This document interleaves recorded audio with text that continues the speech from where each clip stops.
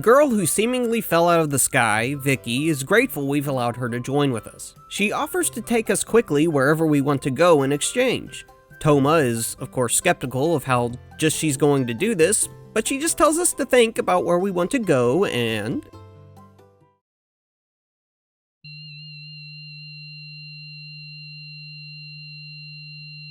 do whatever it takes to protect the princess. When we get back to Silver Lane, you better watch how you turn on the light and use the proper forms of address, okay? What in the world? Unfortunately, this time never rushed into it.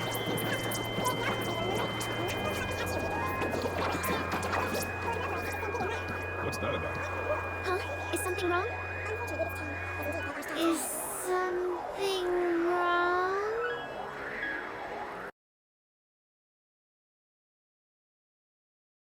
She just teleports us to Rathfleet. Everyone is reasonably freaked out about being teleported, but Zweig theorizes Vicky used a rune, which happens to be the case. Toma points out that Lorelei is not with us, leading Vicky to think she teleported her head away from her body. Zweig thankfully mentions that Lorelei never exited the cave with us in the first place and is likely still exploring the ruins on her own. We rush to the Dahaka to inform Lucretia of our findings. Zweig relays that the ruins are in fact controlling the flow of water to and from Saris Lake, and Lucretia finally is going to tell us what the hell her plan is. Oh, it's not very complicated, but I gotta send you across the whole damn continent before I tell you what it is. Okay. If you haven't yet surmised the plan is to use the ruins to make a whole bunch of water hit the fortress and make it go bye-bye.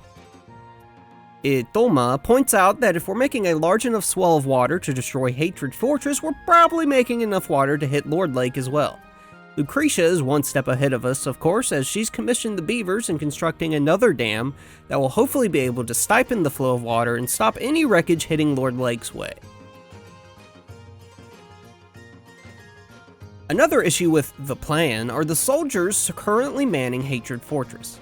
Even if we didn't care about the loss of life, killing a bunch of Falanan soldiers wouldn't really look good on our leader resume. Our solution to this is also pretty simple. Attack the fortress and hope to draw the soldiers out of it. We let Lucretia know we're ready to command the attack, but Toma interrupts our preparations. He says he's going to go to Lord Lake to bring help for the attack. After learning about our recent past and seeing our good deeds, the little bugger's been inspired. Seeing us as a hero of sorts, he feels Lord Lake has to be a part of this.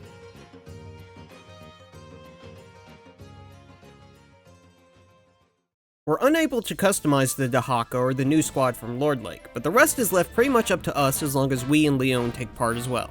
The most important ships for the upcoming fight will be rams and combat ships, so we make sure to bring along our strongest in those departments. After the Lord Lake contingent gets a few rouses in, Lucretia informs us that our goal here is to bring down the ships defending the fortress and not to make a move on the actual structure just yet. Unlike some of the previous battles, this one is fairly straightforward. Here's our ships, here's their ships, make them fight good. We are outmanned here, though our individual ships are stronger, the Godwins just have more ships. That's still basically in our favor, however, so long as we can make sure that rams take on archer ships, combat ships take on rams, and archer ships pick people off while taking on combat ships. These kinds of fights can get a little hairy though, as the scramble can get somewhat difficult to manage with the somewhat unpredictable way the game handles retreating units. The most important thing is to not have units chase too deep into enemy territory, since once someone's surrounded, there's pretty much nothing you can do unless you have units nearby to support them. Nothing all that remarkable happens here, so we're going to skip ahead just a little bit. Our ships hit their ships harder than their ships hit our ships. We have our archers and mages shoot from afar, and we use our OP Dawn Rune to damage the enemy and heal up our guys when needed. When to use the Dawn Rune is one of the most integral strategic decisions we'll be making in basically every major battle to come. It's extremely powerful, but still has limited uses, so we want to make sure we're doing as much damage and, perhaps more importantly, the most healing with it we can possibly manage.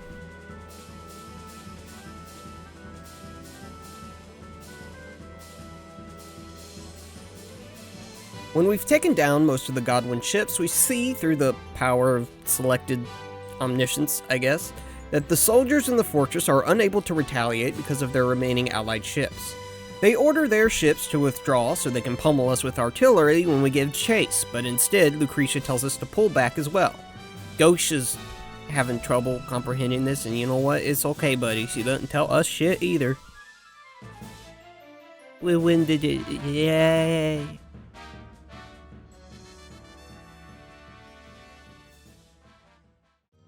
Back in the Dahaka, Toma questions why the assault didn't continue. Lucretia and Raja explain, sort of, that doing so would be unnecessary and we just needed to clear the ships from the fortress. Lucretia then tells us to go back to the fuck. Lucretia asks us politely to go back to the ruins, taking Zweig with us, which, like good little boys, we do. We're supposed to be looking for a signal, whatever that may be, so we sit and watch for a bit. My kid's sister's getting married next month.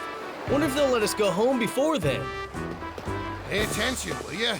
What if they attack again? Keep your mind on the watch. What are you getting all worked up about? And what about you? Your family can't plant the crops all by themselves, can they? You know they need you. But putting down the rebel army and protecting the country is more important than family matters. You idiot! Who cares about the country if you have to sacrifice your own family? Things were better when Queen Arstein was alive. Yeah, that's for sure. She never would have forced us to be soldiers. All right, that's enough, you guys. Hey! What the hell is that?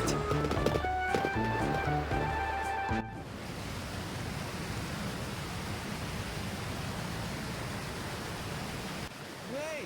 They're not stopping! Are they gonna ram us?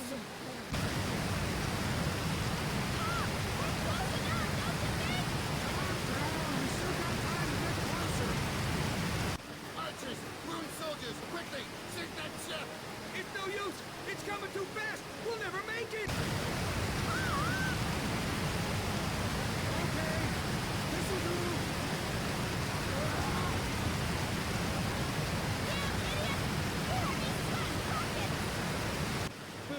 Oh no! Here it comes!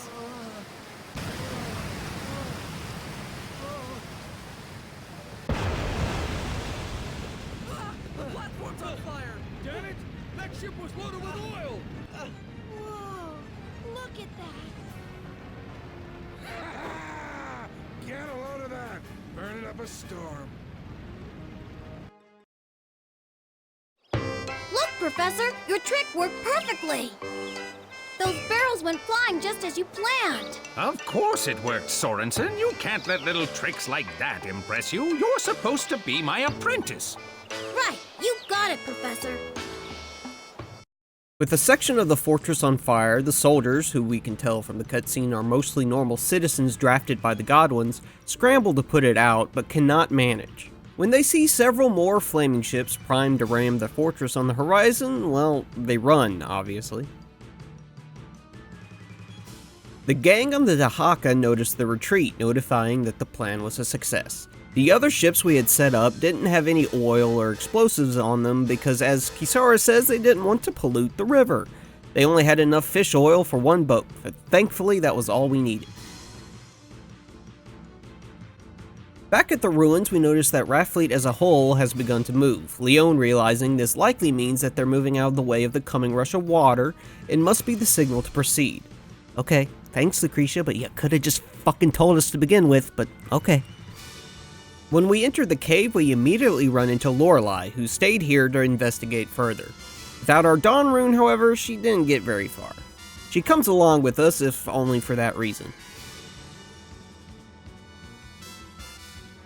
We make our way to the inner chamber and use the Dawn Rune where Zweig instructs us to.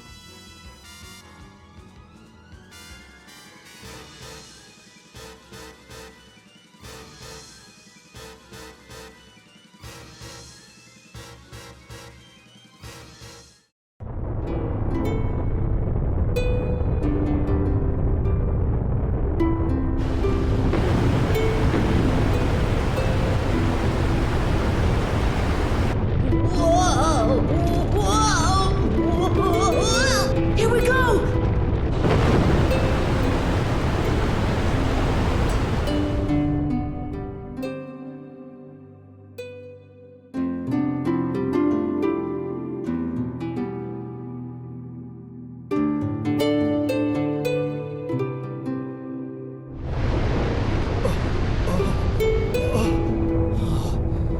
been over there, we'd have been washed away too. Hey, do you think the prince attacked us on purpose to get us out of the way?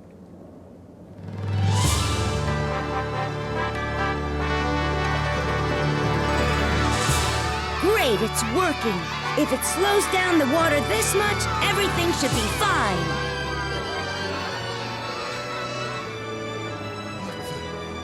Water? Water?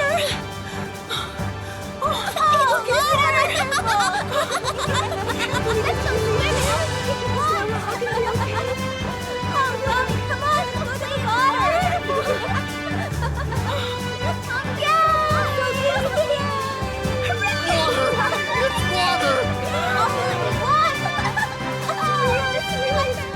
Let's go play in the water! Mommy, there's so much! I thought that boy was just a little spoiled brat. But I guess he did all right in the end.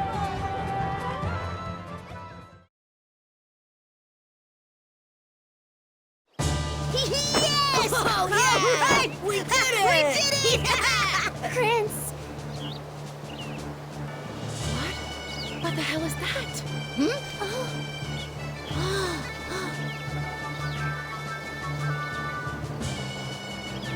Now I see. Ceres Lake was created to hide that. Come on, let's go check it out. What do you say? Yes, we must.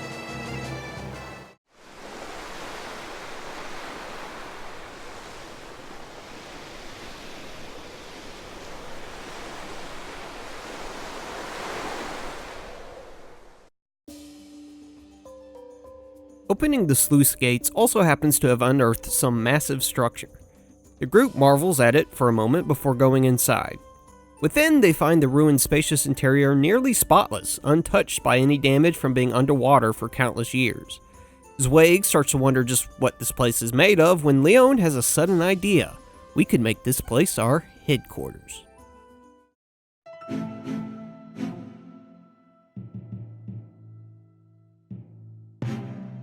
The scholars seem fairly upset with themselves. Apparently, they had no idea there were ruins there. I feel the same way they do. Lucretia probably already knew 2 years ago. And the fact that she had not informed me about it implies she considered me an enemy even back then.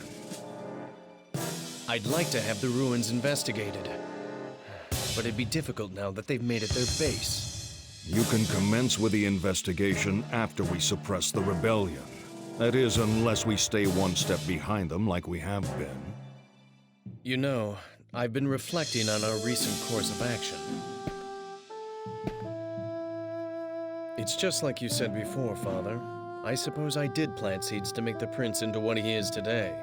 You seem to be enjoying it, though. Do I?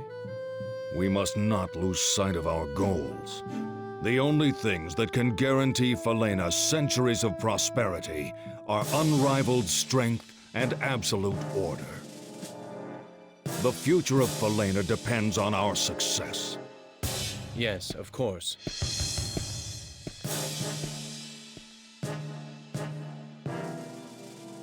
Gazelle meets with the Queen's Knights Zahak and Alenia, who assert their loyalty to the Godwin just to remind us they're traitorous bastards, I guess. Gazelle informs them that our rebellion is spreading in the south and that he wants Zahak to head to the area to quell it. He makes mention that less than half of the soldiers from Hatred Fortress have returned to active duty. As for Alenia, she's being sent to the West Palace, along with the rune mistress Gazelle has hired to investigate the Sun Rune.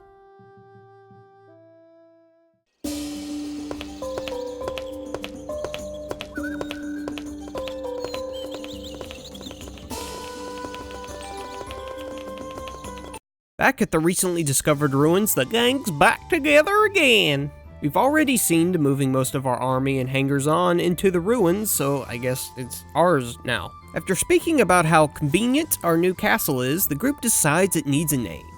Silede suggests Sindar Castle, since it's a Sindar ruin after all. Boz suggests Mohawk Head Castle because he's a fucking dumbass. Lucretia comes up with Castle of the Maysai shimmering on the pale blue water, which is way longer than the character limit will allow, so no on that one. Yeah, see, Leon knows how video games work. Of course, we get to name our castle, and much like our army, I normally, but we won't do that. Also, like naming our army, your castle ends in castle regardless of what you put here. So you know what, we're getting cute friends. I'm cute, you're cute. We're all cute, so this will be the cutie castle. Everyone loves it except Sileads. Bitch. Zweig and Lorelei enter, and Lucretia tries to steal our castle name. No, Lucretia, I did it. I got the naming menu. Zweig tells us he's found a room that he needs our assistance in investigating, so we go investigating. Within a room at the top of the castle is the symbol of the Dawn Rune, so you can guess why Zweig asked us to come here.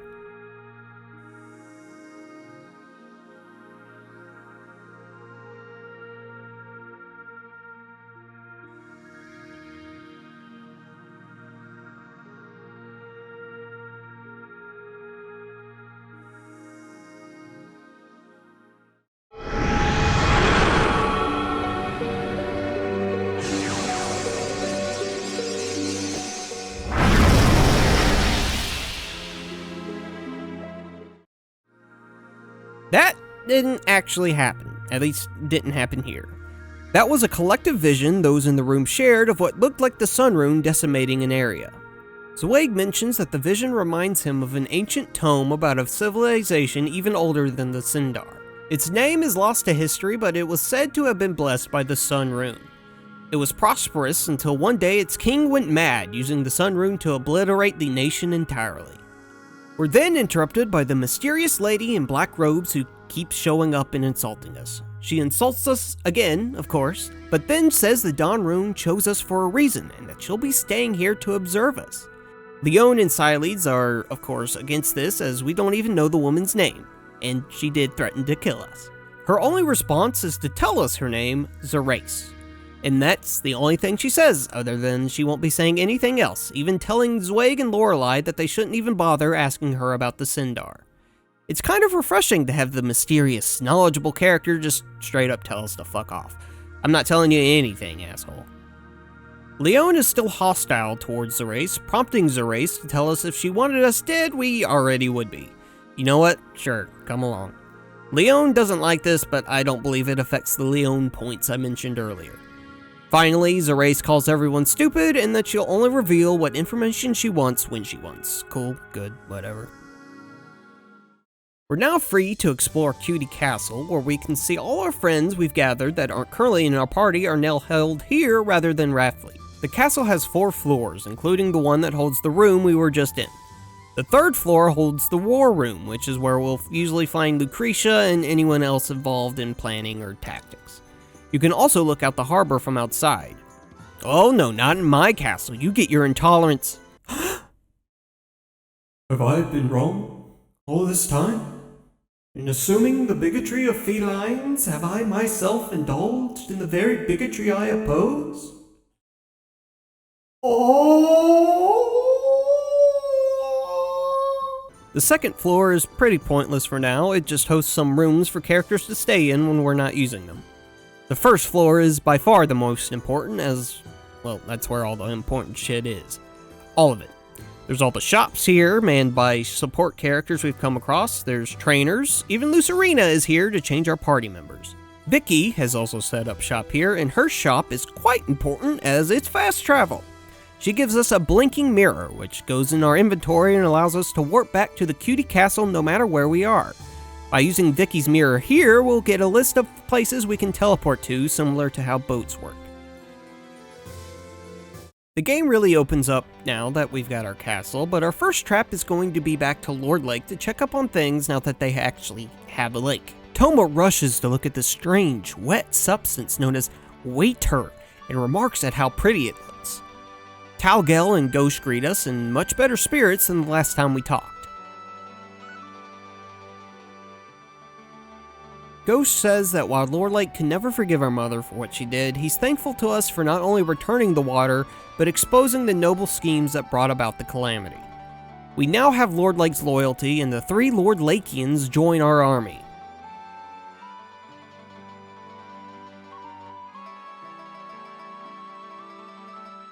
That's not all, however, as Dr. Silva arrives to let us know that all her patients are recovering because they now have water. Oh man, how'd you come up with that cure?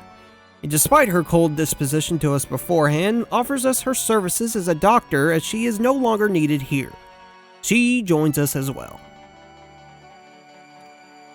As we leave, Toma and Maroon bond a bit over their journey together. Maroon leaves to return to the Beavers, surprising Toma. Toma thought, or perhaps wished, that Maroon would join us at the castle as well. Okay, we've gotten a lot more friends, and spoiler alert, we're about to get a lot more, so let's go over who we've recruited so far. Toma is a major battle-only character, as he is a child who has drank from stagnant pools for 2 years, so he doesn't fight good. But for some reason, if he's assigned to a military unit, they gain the survival skill, which increases their defense the more they lose HP. Actually pretty useful and can alleviate some micromanagement. Talgel is an old man who also has not had water for quite some time, so he's not going to be fighting with us either, but he does command a 4-star rune archer squad in army battles. That's pretty good, and his unit gains access to the Mother Earth rune, which deals a fair amount of damage to another unit. Silva is also a major battle-only character, and like Toma, can only support. She provides the relief skill that restores a small amount of HP after every fight her unit is in. Again, actually pretty useful for making battles less stressful.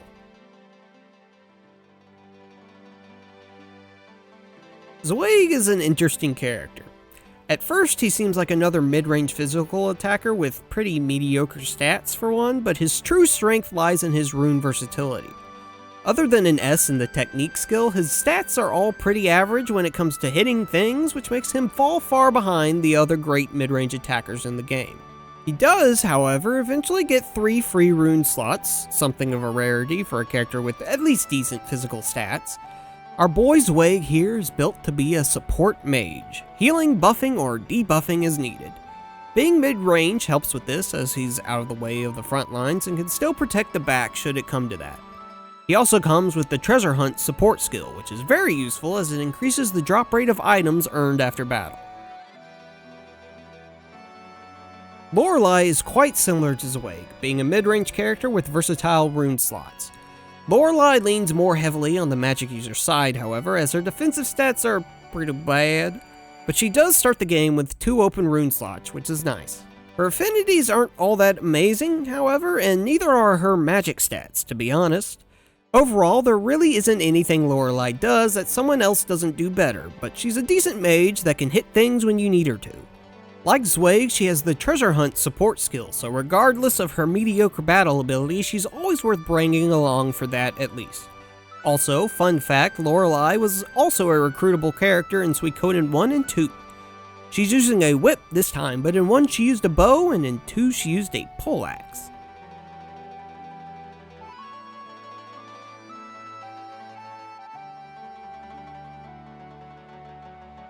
Vicky, aside from the very useful service of teleporting us around the game world, is also quite a good mage in battle.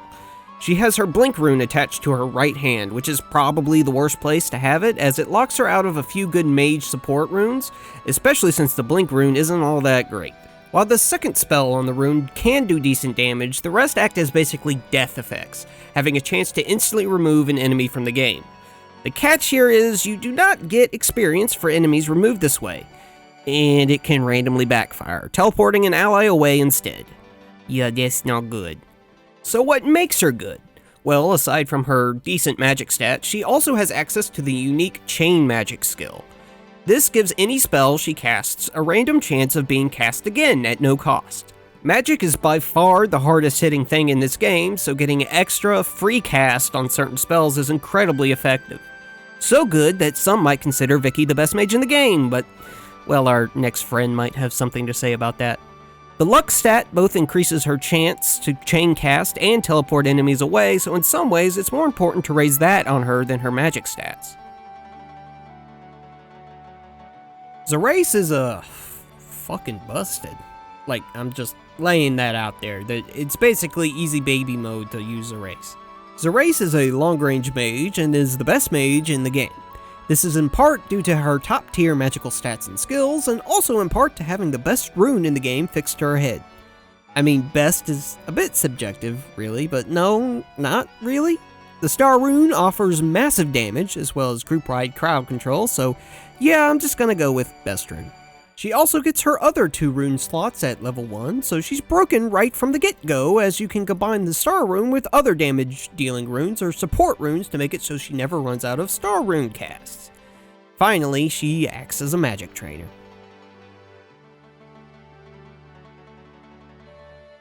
Gauche is our final new friend, and you wouldn't think a dehydrated farmer would be all that good of a character, but you know what? Gauche defies those expectations.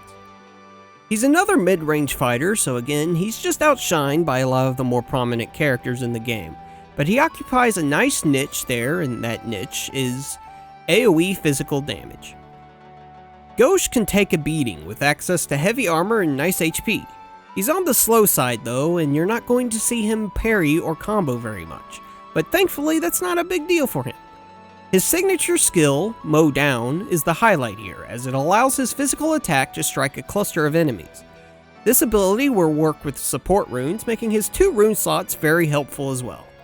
He's not going to carry you through the game or anything, but for taking out random encounters with lots of enemies quickly, Gauche is kind of a go-to pick, to be honest.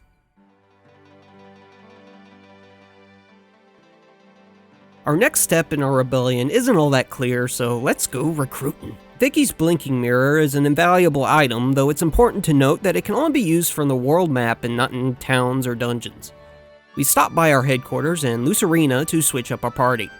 Like before, the characters I'm picking for battle are random, but there are a few that we want to bring along to help recruit other characters on this trip. Also, we're about to get a lot more characters, so instead of waiting till the end to go over their specifics like I usually do, I'll talk about them as soon as we had tamed them for good. Our first stop is Rathfleet, and here you can see the menu for teleporting around via Vicky's magic. We head straight for the inn, where we find the 2 mercenaries from the Lindworm Brigade that pissed off when the Armay's kingdom showed up in our scuffle at Rainwall. Wilhelm, the horny pedophile, congratulates us on our recent victories. Mueller is also impressed with our prowess. They're saying this because we got victory pluses in our past army battles. We asked them to join us. Mueller says he doesn't care, and Wilhelm says no fuck. Okay, so Wilhelm has to see some nice ass before he'll join us. I don't know all the characters he considers as having a nice ass, but I know Vicky is one of them, so we go back and pick her up. We head back and ask them again. Mueller is again fine with joining, and this time Wilhelm is hard ass. Takes note of the women in our party and is pleased to join us. Interestingly, we don't have to pay them, as Mueller says our victories will bring them prestige and future work. I think it's just so we don't have to pay them to recruit them, but sure, whatever. Wilhelm and Mueller, despite their appearances and obviously being warriors in their own right, strangely cannot be used in normal battles. They're major battle only characters, and ones that I'll cover together since that's basically where they'll always be, together. Wilhelm leads a 5-star cavalry unit, very, very powerful, and with Mueller in his unit, they'll change to a special Lindworm Brigade unit that's even better. So they'll be mainstays on the battlefield, if not on the smaller battlefield. A short way from the inn, we come across a scene. A loud girl is having an argument with some local fishers. Lun, who he brought along, calls her Subala and doesn't seem pleased to see her. Also, rude. Rude, crude, and lewd. So, Subala is rude, crude, and lewd. Let's talk to her. Subala greets Lun by mistaking us for her boyfriend and calls us cute. Oh my gosh. She then calls Lun an inbred hick. Lun spits back by implying in a far more serious manner that Subala is actually an inbred hick, so, deepest lore. The two take turns calling each other hicks until it's revealed we're the prince. A cutie prince. You know what, Subala, you're right nice. You can join the friend army. The first choice is the one that gets her to join. Initially, she seems excited that we take her, but quickly puts up a mask of needing us to prove we're good enough for her. The way she figures we can do that is by beating her in a fishing competition. Okay. She's the bestest fisher in Raftfleet though, so to make it fair, we'll do the fishing at the Cutie Castle.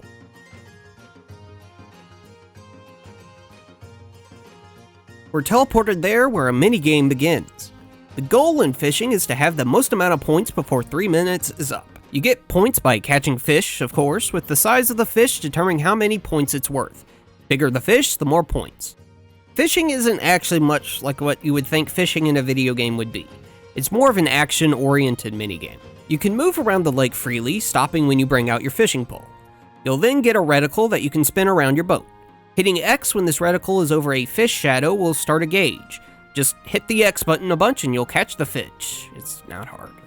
The best strategy I find is to move as little as possible. Your boat carries momentum when you stop to pull out your pole, meaning it's basically impossible to see a fish you want to go for while moving and stop to hit it, though you can get some fancy flyby fishes this way. The issue comes in that not all of these fish shadows are fish. In fact, in my experience, most of these fish shadows are not fish, but instead shit like pots and boots. So many are pots and boots, in fact, that we failed this rather easy minigame and do not recruit Subala as a result. Well, we can go back to Raftfleet and try again, but hey, Maroon's here! He's checking out our castle, so we ask him to join, and he does. You see, Subala? That's a hell of a lot easier, just be like Maroon. Now, to talk about Maroon, we have to talk about beavers, because spoiler alert, we'll be getting a couple in our army eventually. Beavers are kinda ass. They're borderline gimmick characters, and that's mostly down to their abysmal stats. If you're going to use a beaver character, it's best to use them all and to take advantage of their co-op attacks. Unique to beavers, Maroon included, is the bath skill, which makes it so they recover a small amount of HP at the start of every turn. Useful, especially since they all have really low HP, but far from redeems them as useful characters. The beavers actually do have a lot of use in major battles, however, though mostly through using them all in one unit, making Maroon on his own kind of a dud. Maroon is the best spellcaster of the beavers, which makes him a below average mage in the context of the game as a whole. Also, weird fucking peanut eyes. Anyway, we go back to Raftfleet, talk to Subala, go fishing again, and fucking trounce her, take that bit. Afterwards, she's very impressed with our fishing skills and deigns to join us. She's apparently worth a mabillion other people. Subala is in fact not worth a mabillion other people. She's not bad, but she's yet another mid-range fighter that just has a hard time stacking up to the others. The best way to describe her is a more physically focused Lun, as she has the same kind of weapon as Lun with the same skill, Pierce, that allows her attacks to sometimes hit in a column. Generally, I'd say Lun is the more useful of the two because of her versatility with runes, but if you're into tomboys, and I mean, who can really fault you for that, Subala is a fine enough member of pretty much any battle party. She does hit quite hard, though this is offset a bit for being kind of lacking defensively. Finally, she lets you play the fishing minigame, though it's debatable if that is a plus. Our next stop is back into Cutie Castle, and then back out of it. The strange man in red and a cool hat that we let out of prison for some reason arrives at our headquarters, stopped by the guards, obviously, for being suspicious. Lorelei comes with us to check it out, apparently knowing the man and naming him Killy. Killy demands we explain ourselves, but before we can figure out what the hell he means, Zweig arrives. Killy immediately calls him Four Eyes? Goddamn, Killy, you killed him! And asks Zweig how the ruins got here. Zweig decides, instead of explaining things at length, we'll just show Killy the sealed room. Okay, I mean, it's my castle, Zweig, but I guess we'll let him into the sealed room, not like it's sealed for a reason or anything. We show Killy the Dawn Rune symbol on the wall, and then the Dawn Rune on our hand. Killy then leaves, saying there's no point in chasing us down to learn what he's seeking. That's it, he gone. Okay, well, anyway, our next stop is Yashuna Village. We head to the inn where, hey, it's Belkoot! Belkoot greets us, saying he's heard how great we're doing. I mean, my whole family is either dead or in prison, Belkoot, but yeah, sure, I guess we're doing alright. We ask where Marina is, and he tells us the two of them left Stormfist together, as the majority of people there are Godwin supporters, which the two are most assuredly not. He says he's her bodyguard, but we know what's going on. We ask him to join us, of course, but he says we'd have to ask Marina, who's inside the inn looking for work, first. We walk in on her asking the innkeepers for a job, but the inn is going through hard times and they just can't have her. Marina greets us and then profoundly apologizes because, unlike Belcoot, she knows our family's fate. She feels responsible because had Belcoot won, the coup would have never happened. Belcoot enters to reassure her that if she hadn't done what she did, the Godwins would have used another method of rigging the sacred games anyway. We agree and say that if she's looking for work, she's welcome to work at the Cutie Castle. She's hesitant at first, but eventually agrees, and her and Belcoot join us for good. Marina is a support and major battle only character because duh. While in our entourage or supporting a unit, she does basically the same thing. Heal a small amount of HP per turn. This is mostly useful in normal battles, alleviating some after-combat healing when grinding or something to that effect. Her effect in major battles is decent enough, but tends to be too little to matter all that much. Finally, she acts as our castle's innkeeper, giving a free place to rest and save at our headquarters. Belcoot, as you may have guessed from his time fighting with us back at the Sacred Games, is pretty good. One of the best short-range fighters in the game, actually. Belcoot is all about raw stats and skills to make those stats even better. He hits hard, he hits often, and he's hard to hit. Like, really hard to hit. He parries constantly. He's even got decent HP. Belcoot does suffer in one respect though, and that's his rune setup. He has the Falcon rune fixed to his right hand. This rune allows him to deal 3 times his attack damage on one turn, though with reduced accuracy. Risky, but still pretty good until you learn that this also makes him skip his next turn by becoming unbalanced. That makes it fairly situational, as you'll likely get 3 or more attacks in 2 rounds out of Belcoot anyway, just by attacking normally. This leaves him with only 1 open rune slot, which while this can still be put to great effect, means there are potentially better short-range fighters out there. Don't let that fool you though, Belcoot is incredibly strong and one of the premier characters of the game. We're not done in Yoshuna as we stop by the Tricolor Inn. We barge into our room, because we're the fucking prince, alright, where we find a robed figure surprised to see us. Oddly, they seem to recognize us, but we're not supposed to have heard that shh. Suddenly, they take an interest in us, explaining that they're a traveling seer and they simply must tell our future. We sit down with them and they explain that our fate is one of failure and anguish. We're able to ask the seer about our future in war, love, and money. It doesn't matter what I'll order, but am I gonna get a boyfriend? Your destiny is to die alone without ever knowing the divine taste of true love. Huh. You know, game, you didn't. You know that this is getting a little too real. I'm gonna have to take a break real quick. We'll be back next episode. Sorry it took so long.